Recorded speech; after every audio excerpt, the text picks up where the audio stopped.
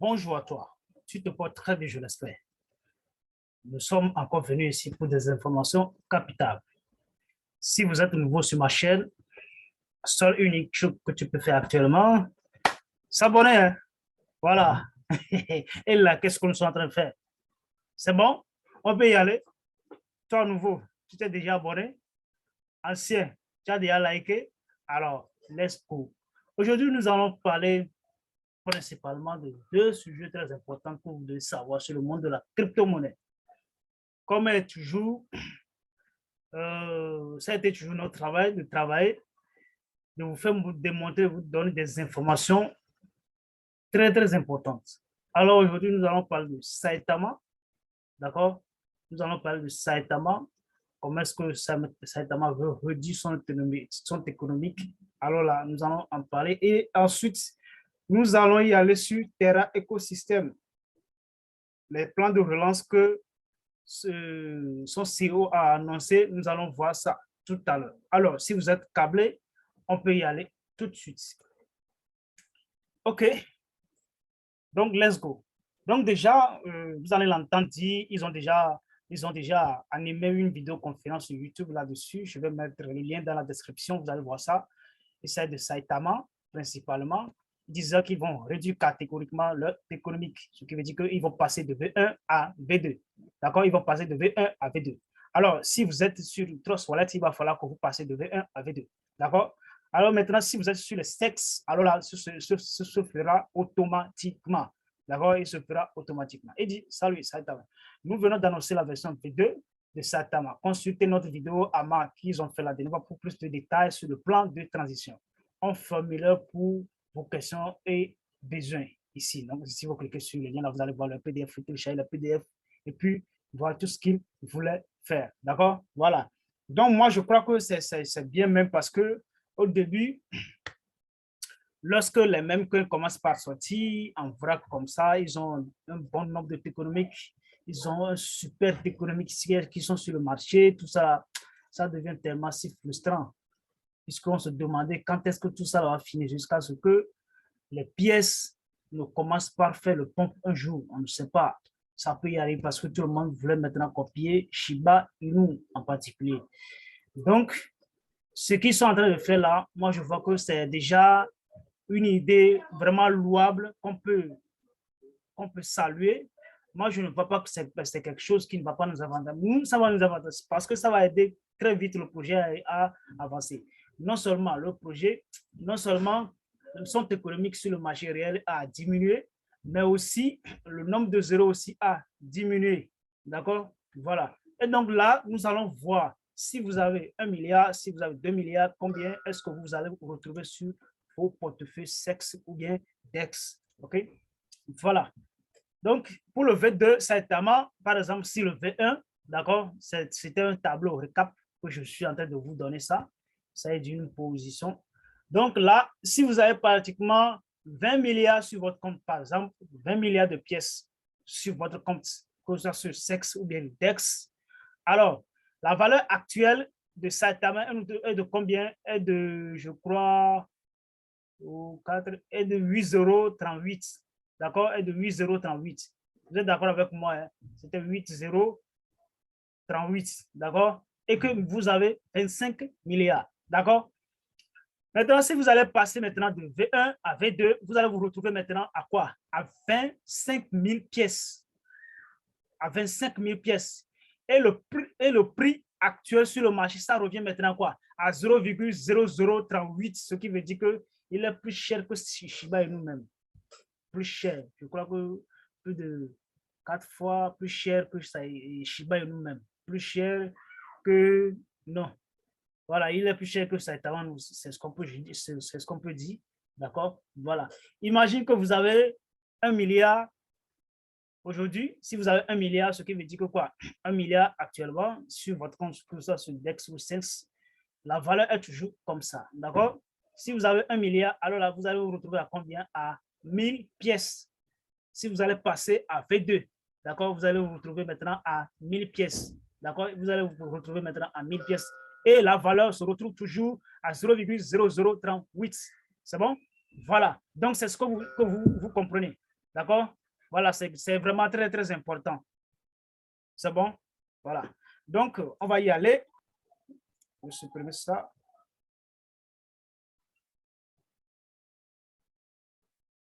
Supprimer.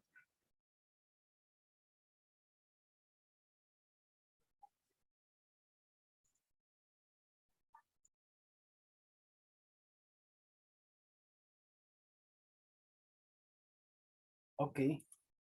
Donc, si on peut y aller maintenant.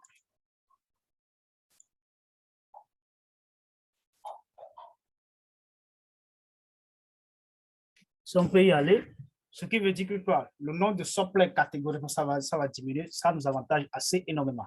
Donc, la répartition de la nouvelle économique au niveau de V2, ce serait toujours à 5%, OK? 1,5% serait brûlé, 1,75% pour le fonds pour la projection, la publicité et tout, d'accord?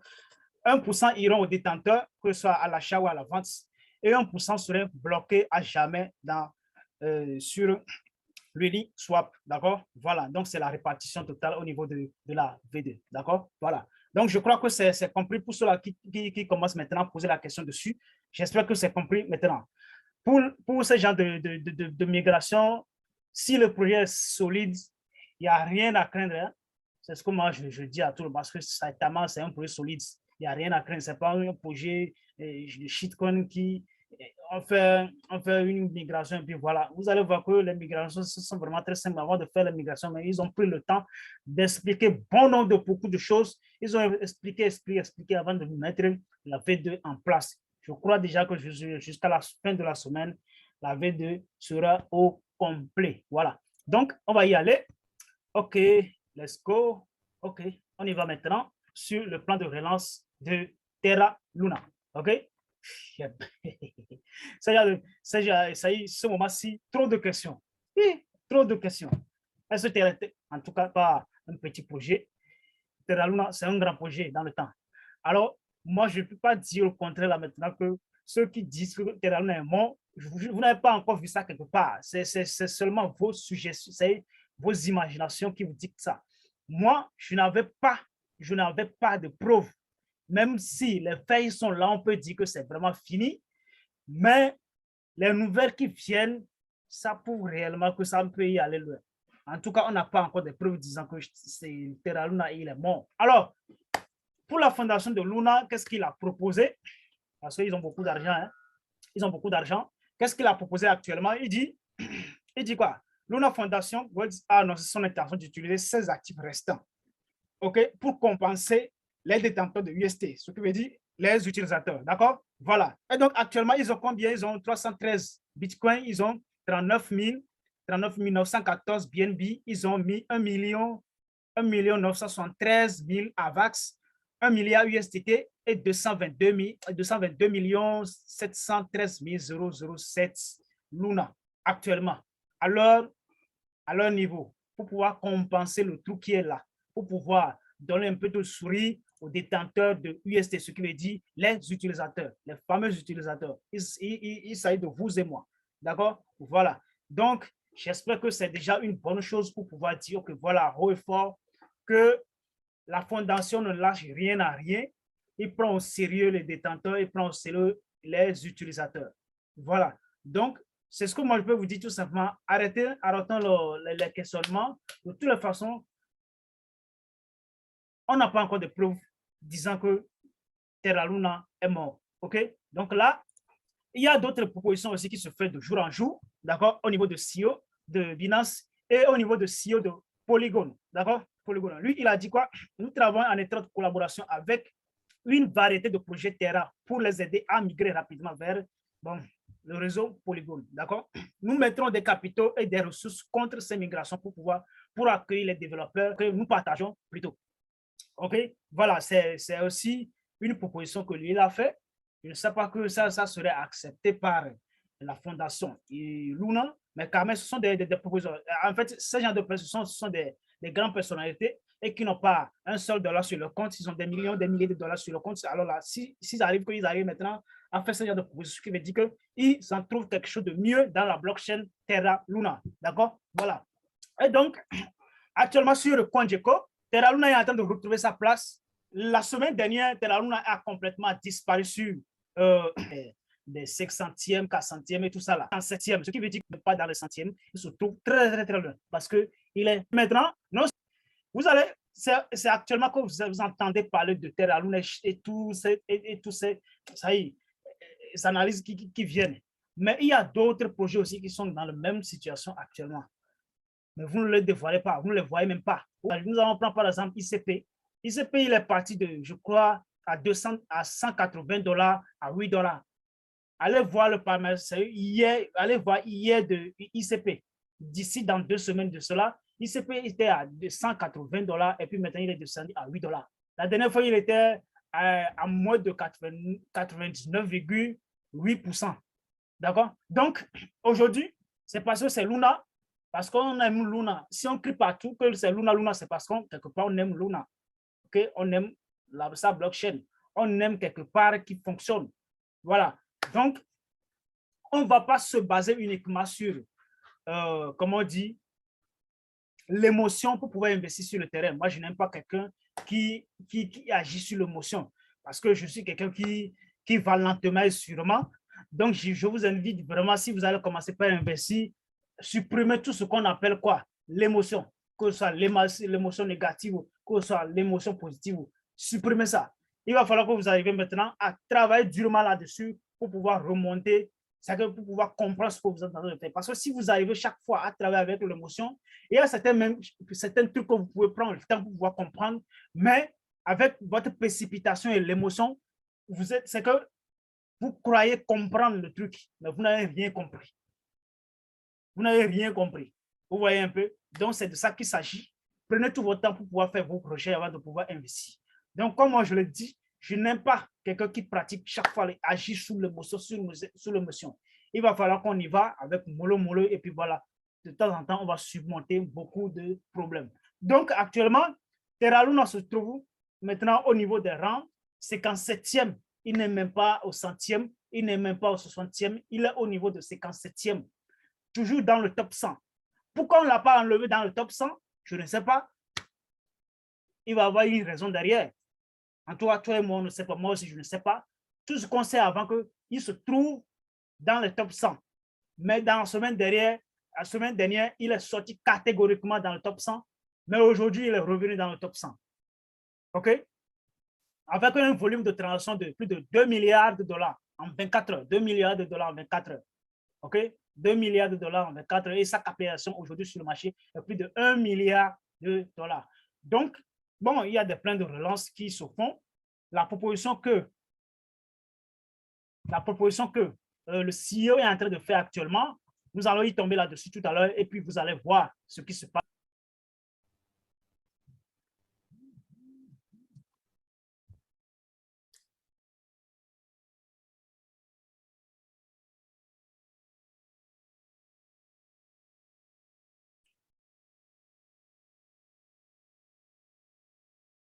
OK, let's go. Donc, ils ont une plateforme à laquelle tous les détenteurs, les gros détenteurs, les petits détenteurs, ils arrivent maintenant à s'exprimer librement.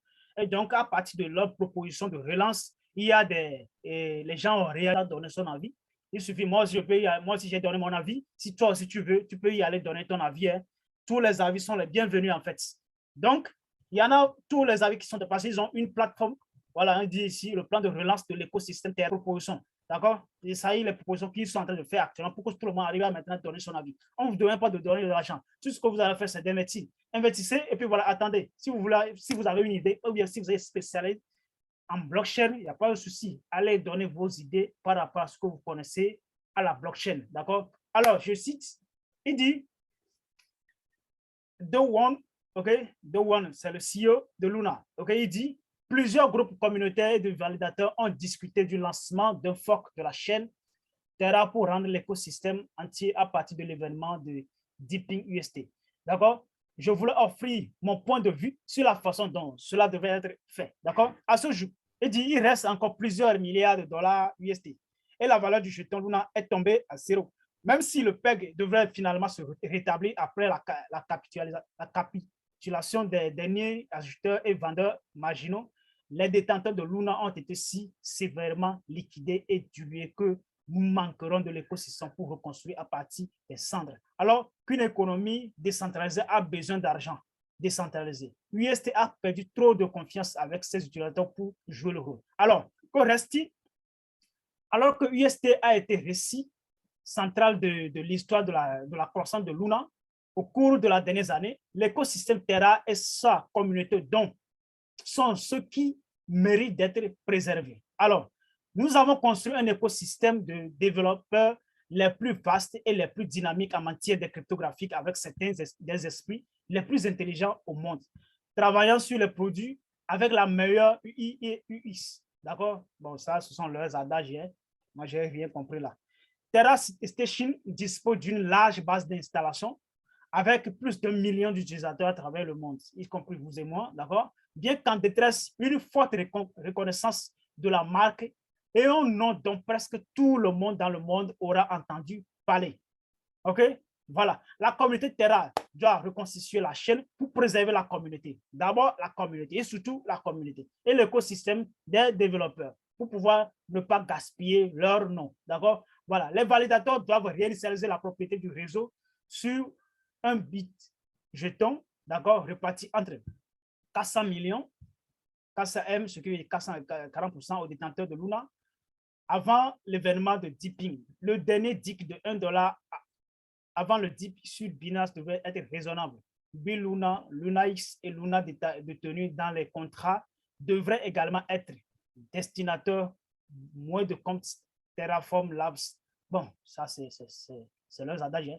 OK. Donc là, ce qui veut dire qu'ils sont en train de trouver des solutions. D'accord? Maintenant, ce qu'ils disent, appel à l'action. Pourquoi cette redistribution a-t-elle un sens? Bon, pour la redistribution, ça, c'est à ce niveau-là. Combien est-ce que les anciens vont prendre et les vous voulez bien, je vais mettre le lien dans la description. Vous allez et vous lisez de manière très simple, à votre manière. D'accord? Il dit appel à l'action. Pourquoi cette réduction a-t-elle un sens? Les détenteurs d'UST doivent détenir une part importante du réseau en tant que détenteurs de la dette du réseau. D'accord? Ils méritent d'être indemnisés pour les jetons qu'ils ont détenus jusqu'à la fin. D'accord? Terra a besoin d'une communauté pour continuer à se développer et à redonner de la valeur à son espace de bloc. La seule façon d'y parvenir est de s'assurer que les détenteurs de jetons, avant le début de l'attaque, les membres et les constructeurs les plus fidèles de la communauté restent pour continuer à fournir de la valeur. C'est un équilibre difficile et pas de réponse difficile pour redistribuer la valeur au sein du réseau. Mais la valeur doit être redistribuée pour permettre à l'écosystème de survivre. Et dans son état actuel, ce ne serait pas le cas. D'accord? Voilà, on ne peut pas tout lire en fait. On ne peut pas tout lire. Et après ça, il y a des réactions. Il y a des réactions, des propositions même. Il y a des qui sont venus, qui sont intervenus. Ils ont fait des propositions énormes. D'accord? Tout ceci, moi, ça me demande quelque chose qui disait que, parce que si c'est déjà tombé, il n'y a pas de CEO qui va apporter quelque chose pour que pendant des personnes, des détenteurs, ils contribuent ou bien ils critiquent, ils donnent leurs idées. Si c'est détruit, c'est que c'est détruit. S'ils ne voulaient pas faire quelque chose de sérieux, alors là, on n'aurait même pas voir d'où on est actuellement en train de parler. Actuellement, il a encore la voix, il est en train de parler, on le voit. C'est déjà un espoir. Crypto-monnaie, ce n'est pas un marketing des réseaux. C'est un investissement. C'est comme tu investis dans l'immobilier, tu investis dans la terre, tu investis en tout cas dans quoi que ce soit. L'investissement, il y a toujours un risque. Mais si vous voulez le faire, il n'y a pas de souci. Faites-le. Mais il faut toujours préserver votre capital. Il ne faut pas investir tout ce que vous avez comme économie. Si vous avez 500 000 comme économie, investissez au moins, divisez par 3. Divisez par 3 et prenez une partie pour pouvoir investir dans les crypto-monnaies. C'est ce que je vous conseille sévèrement. Parce que les crypto-monnaies donnent beaucoup d'argent, mais ça peut te prendre tout ce que tu veux dans des secondes qui vont venir. Alors, ça a été toujours ma voix. Si vous avez aimé tout ce que nous faisons ici, alors partagez la vidéo, cliquez sur la cloche de notification et puis voilà, s'abonner si vous êtes nouveau sur ma chaîne. Je suis celui qui crie chaque fois. Je viens de créer encore une fois. On se verra la prochaine fois pour pouvoir décortiquer le monde de la crypto-monnaie. Si quelqu'un n'a pas compris quelque chose, nous vous avons des liens dans la description à laquelle vous pouvez poser toutes les questions sur WhatsApp ou quoi que ce soit. Mais si vous avez besoin aussi des crypto-monnaies, il n'y a pas de souci. On fournit des grandes quantités. Pas d'arnaque dedans. Tout est lucide. D'accord? Voilà, vous pouvez nous joindre. Et si vous avez des questions, n'hésitez même pas. Nous sommes là pour vous, 7 sur 7, 24 heures sur 24, 365 jours sur 365. Nous sommes à votre côté pour pouvoir vous satisfaire. Ça a été toujours notre mission. Nous allons le remplir, quelles qu'en soient les difficultés. Alors, let's go, les gars. On se verra à tout à l'heure. Ciao, ciao.